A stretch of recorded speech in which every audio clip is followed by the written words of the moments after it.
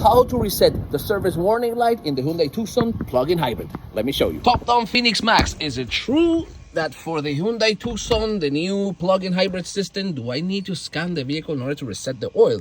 Let's find out. All right, there it is. We're at accessory mode. I'm gonna go to Asian. Hyundai. Get this vehicle. Oh yeah, there it is. 2022. Yes, plug-in hybrid there. Wonderful. All right, smart scan. I'll have to go to the instrument cluster. I think it's here. All right, special functions, service reminder settings. This is it. How often do we need to program this? Completed.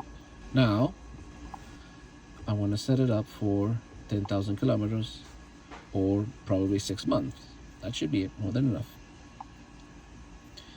There it is. So we have officially reset the service using the Scantool in the all-new 2022 Hyundai Tucson. So I can disconnect the Scantool now. Let me put the undercover right here, switch it off, and that's it. It was quite easy to use my top-down Phoenix Max to reset all the service and maintenance option. I programmed the vehicle to give me warning every 10,000 kilometers or 6 months. So if you want to learn more, stick around for more tips. Top-down Phoenix Max.